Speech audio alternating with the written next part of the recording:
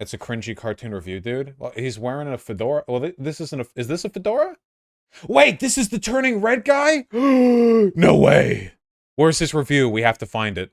This is the 9/11 guy. Where's turning red as a mixed bag? Where is it? Is there the timestamp in No! Coward! You coward! You coward! They hit the Pentagon!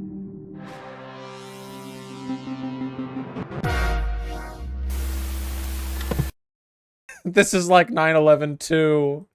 No. Oh yeah, the most watched part of the video. It has to be here. Yeah, it's here! That is 2002, right there. The whole movie should look like that. And that's partially because there's an elephant in the room that you do have to realize if you want to say, golly geez, let's set this film in 2002 for no reason. This film takes place less than a year after the September 11th terrorist attacks. That's good. I bring this up because it radically altered the culture of the time, in ways that make this movie feel exceptionally ignorant of the time, even though literally the only reason I can comprehend that this movie is set explicitly in 2002 is because the director grew up in that exact year. Yes. God, that's good. Oh, that's so funny. Really is so funny. Oh man. Okay, well, sure. It's 6 minutes. Somebody said we should watch it. Artemy just jumped up on the desk on the opposite side of the computer monitors. I can see his little beans over there, so that's good. 20s is less diverse than it was in the 90s. Media in the 2010s and 2020s is less diverse than it was in the 90s and 2000s. Okay. So after the push to be more inclusive and diverse in media, shows, especially in animation, got less diverse. This is a tall claim to make, so let me justify it a bit. Let's go back a couple of decades, to the 2000s and the 90s, and I'll give you a moment to process. Oh god, I love watching Rant Sona YouTube channels because it feels like such a blast from the past, you know? That I accurately said the 2000s is a couple of decades ago. You cool? We had shows that were all kinds of diverse back then. Shows like Hey Arnold, Recess, Class of 3000 had people in the main cast from a variety of backgrounds. Some shows cared more than others, of course. Hey Arnold was especially good at this. Harold was Jewish, and there were a couple of episodes going into his heritage. Speaking of that, there was the Rugrats Hanukkah Special. I remember that. That was so weird when I was a kid. The Hanukkah Special from Rugrats was so weird. And also, the Rugrats also happened after 9/11. Maybe. I don't know. Elswick was a show by a disabled man about a disabled kid. Mucha Lucha and LT. Weird how? Because it's a show for babies about babies, and then it's like, yeah, dude, the Israelites. It's the fucking Hebrews and the Egypt and stuff. That is a little weird, okay? Gray had Hispanic main characters. Jake Long and Juniper Lee had Asian main characters. Static Shock, Proud Family, and the Boondocks had African American main characters. Things were so integrated back then that no one seemed to care. Nowadays, when Turning Red has an Asian Canadian protagonist, we need to shout it to the rooftops, because it's apparently the most unique thing ever, and no... What? Yeah, I didn't even see people talking about the ethnicity of the protagonist that much in the preceding media. Wait, first of all, the media did talk about diversity in the earlier shows. All the shows that, like, I don't know if he knows this, but people talk about the Boondocks in relation to its position on race relations. People talk about American Dragon Jake Long and Static Shock. Yeah, he's just too young to remember. That's the issue. Like, that's the thing. He's like remembering the past, like it's apolitical. Like, oh, when I was a kid, no one cared about... But yes, they did. People had huge arguments back in the early 2000s and 1990s about progressive media. There were, back then, people screaming about, they didn't say woke media. They did talk about forced diversity. And he was just too young to notice it, you know? And right now, there are kids growing up that are also like that. There are 10-year-olds who are watching, like, She-Ra, you know? And they're like, yeah, this is just what media is like. And then when they grow a little bit older, they're going to get involved in the culture war discourse of their era. And they're going to be like, huh, things used to be so apolitical with She-Ra. But now everything's so woke. You know, it's like, yeah, it's all right. No one else ever does this at all. Speaking of which, Disney couldn't make a new show about an African-American family, so they needed to bring back an old one from the 2000s, The Proud Family. Wait, didn't they just make Craig of the Creek? Wait, isn't that Disney? Craig of the Creek is a... this is Cartoon Network, not Disney? I don't know what's showing on Cartoon Network these days. I don't really know. It's not that weird to do reboots of a show. It's not that weird. It happens. I don't know. Proud Family. Wait, Proud Family is Disney? Wait, hold on. Proud Family reboot. Oh, no. Sorry. Craig of the Creek is Cartoon Network. Okay, my bad. Yeah, okay, sorry. Both Braceface and The Simpsons had episodes about homosexuality, and shows like Lloyd in Space and Whatever Happened to Robot Jones dealt with non-binary gender identity. Now, I want to be clear, a lot of these shows did a really good job, but a lot did fall on their face. Braceface's gay character has aged poorly. Lloyd in Space's episode ties in gender identity with sexual attraction. Shaolin Showdown has a... Wait, I don't understand what's happening right now. Okay, I'm just... Okay. Cast from all over the world that is super white in skin tone, except Omi, who speaks with an over-the-top Asian accent and is literally colored bright yellow. Oh, I can see through walls and buildings and cars and garbage cans and trees. That's just what Chinese people are like. Don't be weird. It's not true.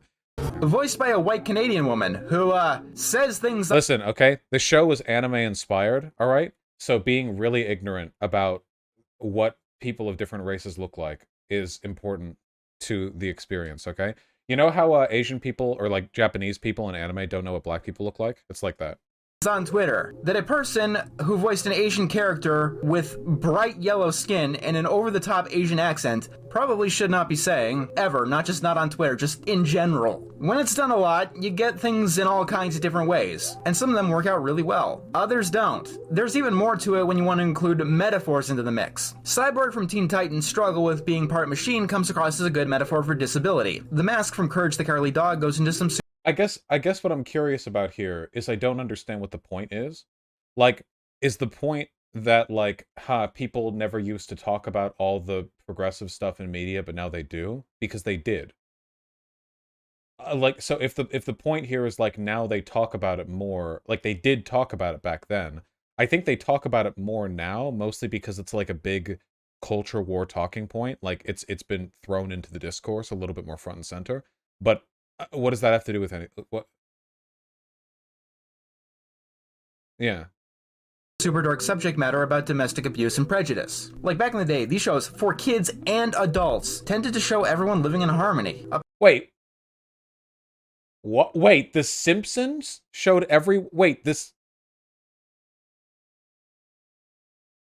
First of all, The Simpsons isn't children's animation. It's all ages adult comedy animation. Well, adult, whatever you want to put. It's The Simpsons, Second of all, The Simpsons doesn't show everyone living in harmony. They often joke about the xenophobic tendencies of the show.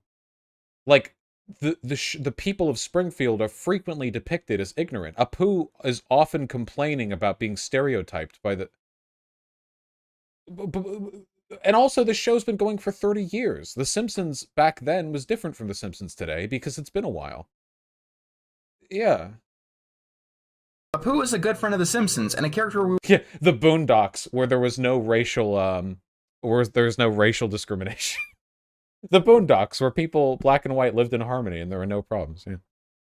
We're supposed to root for as he got his citizenship, a part of the immigrant experience that's not exactly well shown in today's media. Because today, this same exact character is apparently the wrong one way to show an Indian character. What? No, wait, no, I'm actually asking, what? I don't understand. Like, Apu was always a stereotype. That's not exactly a secret. I don't understand. What? Well, now we have MLP, I guess, so I guess we were getting to this point. It's because there's criticism of Apu being a stereotype? Well, he is. Okay. I mean, yeah. In 2010, we got Friendship is Magic, which had 6 female characters. He's a mega brony? He's a mega brony, really. The guy whose video we're watching, the guy with a rant Sona and a fedora, who's talking about how modern animation is like woke in the wrong way, is a brony? Oh, maybe. Sorry, hold on. Let's learn about Friendship is Magic. Characters, all the range of diverse personalities. In 2012, we got the show Legend of... Wait! Diverse personality? Wait, what are we even talking about anymore? What? Okay. praising the exceptional diversity in in Charles Dickens novels because of the range of personalities. What a diverse range of hat styles we're wearing today. What are we talking about? I'm sorry, I'm very confused. Korra, which had a female character that had one of those personalities. The tough, abrasive, doesn't need any help, always gets her way character. And that's the kind we stuck with forever after. So many characters. Wait, what? Have you not seen seasons 3 and 4? Wait, have you watched the show? She starts out that way. Wait, no, wait. It's called a character arc. She started out abrasive and stubborn, but she rarely gets her way. In fact, she fails all the time. And then she's different at the end. Well, you didn't like the character arc? You didn't like the funny mispronunciation? Oh, I see. It's funny when H-Bomb does it, but not me. Okay. Why'd you say it like that? Because it was funny. No, fine, sure, okay, never mind. It wasn't funny. Okay, sorry. It was so unfunny. My bad. It's not like deliberate mispronunciation of my name isn't a recurring joke in this fucking community. Okay. In the 2010s and 2020s just boiled down to Korra again. Hello, Tila. It's the same.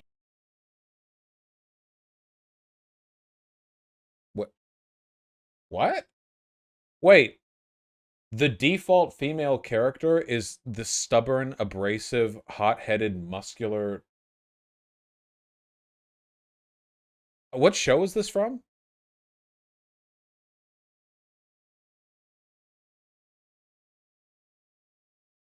No idea. The new He-Man? The new He-Man?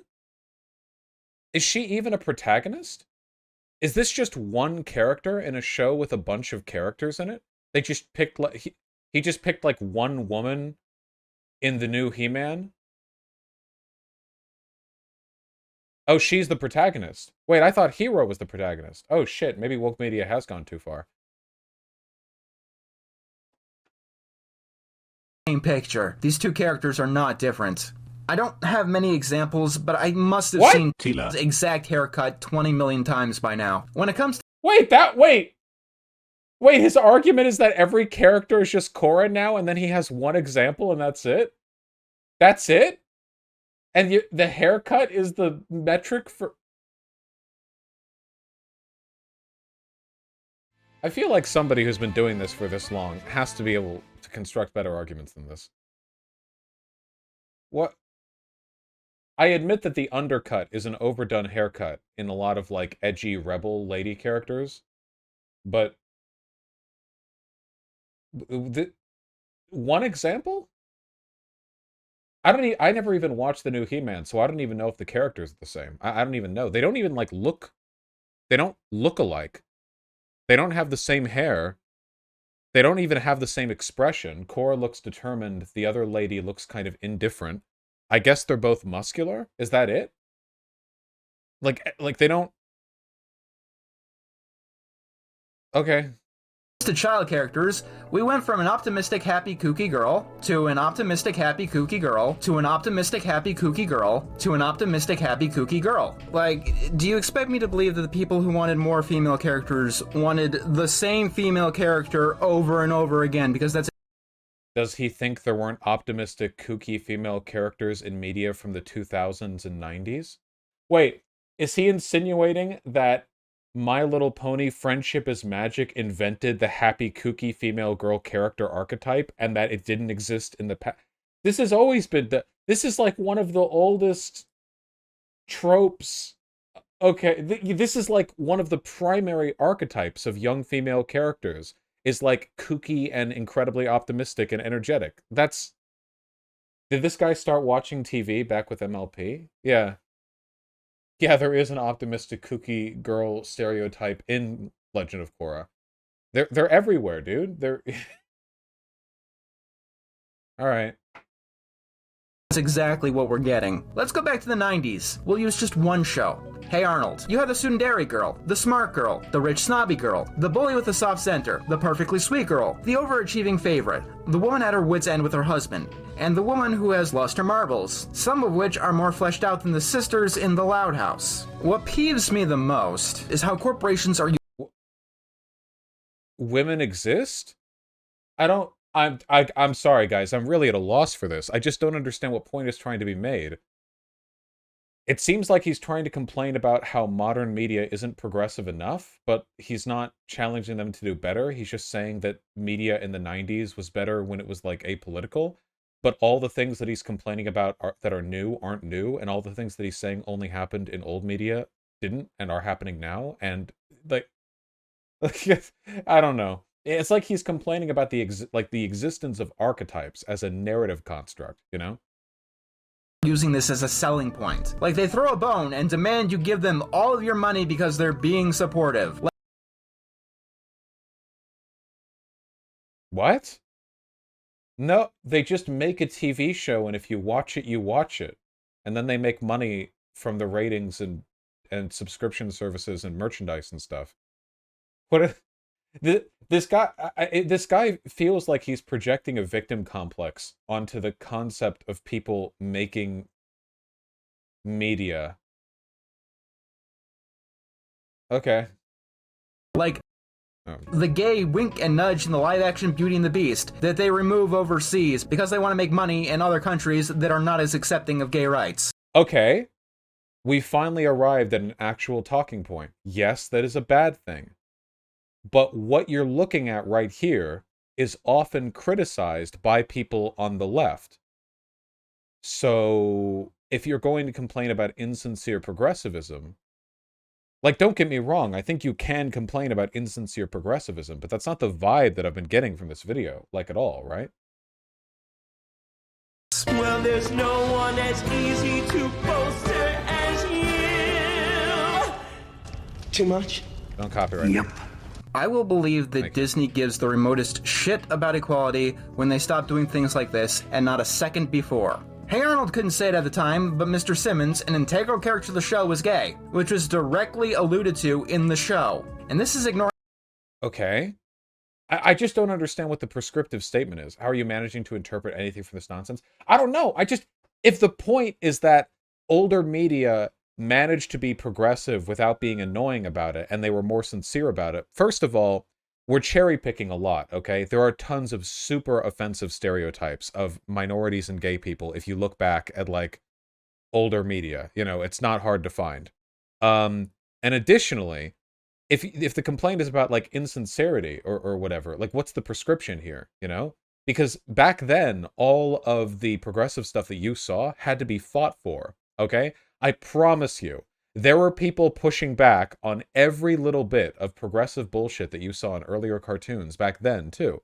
The only reason you saw any of it is because the progressive people won. They managed to get their progressive vision, at least a little bit, put into these cartoons. The fact that there was a gay character by allegory in that show means that progressive people had to fight for it, and they had to settle for a compromise because the studio wouldn't allow the open airing of a gay character. Like, that's the whole point, right? But I just don't understand what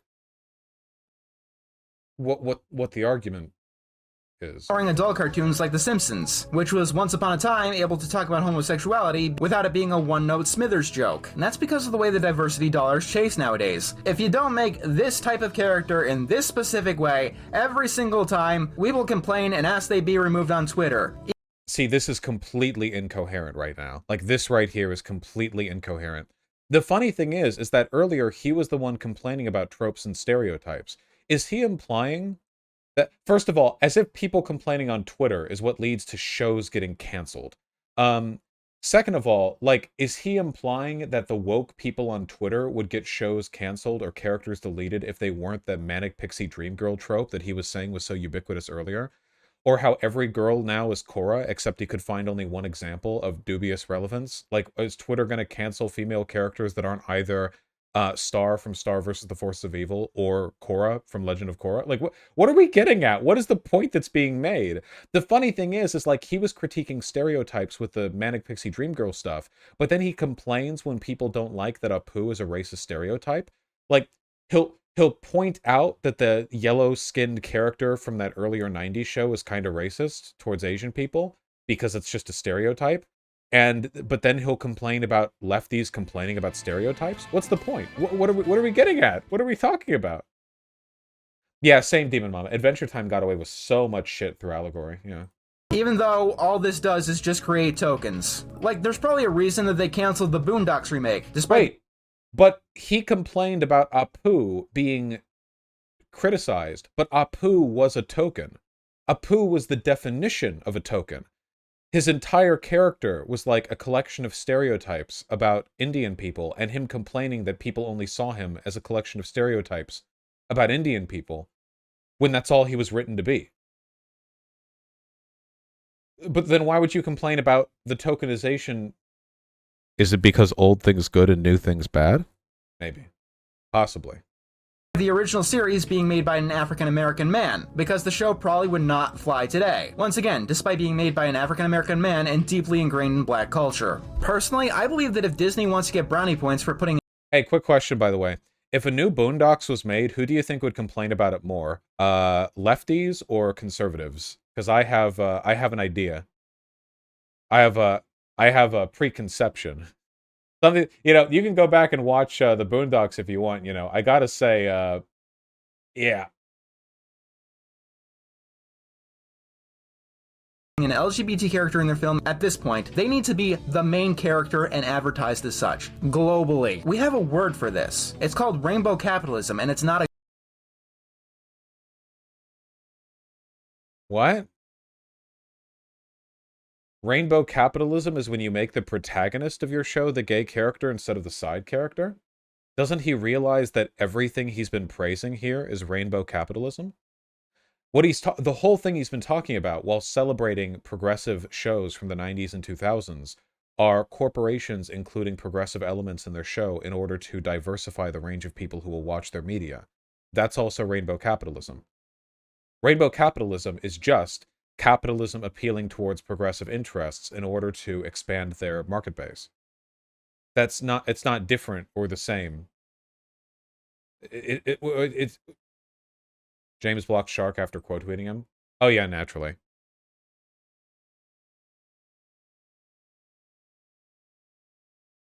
Every time. James Lindsay is a massive pussy, dude. He's a huge pussy.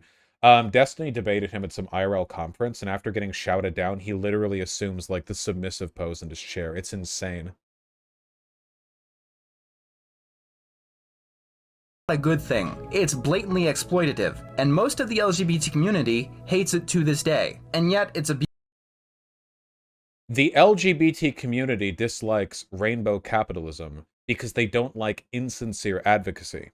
The LGBT community does not dislike rainbow capitalism because queer characters are made the protagonists of shows. Nobody knows the definitions of anything anymore. Like, he literally... what he just said, essentially, was...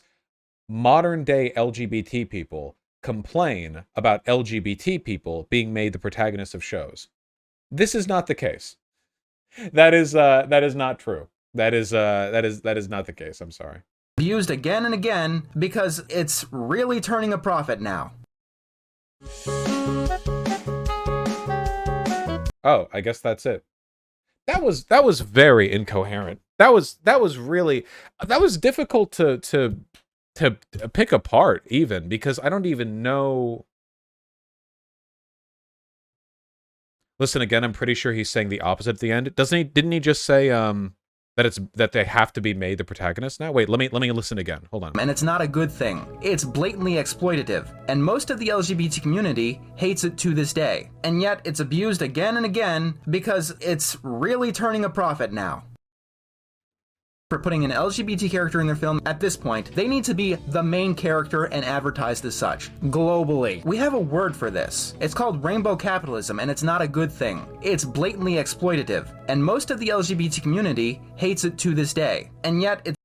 No, isn't he saying here that the LGBT community hates rainbow capitalism, and rainbow capitalism is when queer characters are made protagonists? That's what he's saying, right? Yeah. Yeah, totally incoherent. I mean, it's hard enough to pull apart, like, even the individual sentence structure here, but yeah, I have no idea what he's even... Yeah, I don't know. Sorry. I'm at a loss. He's saying they should be the protag, not the side character. Isn't he saying the opposite? It doesn't matter. No matter what he's saying, it's wrong and incoherent. It doesn't make a difference. Yeah, queer people hate it when there are gay main characters. They hate that shit.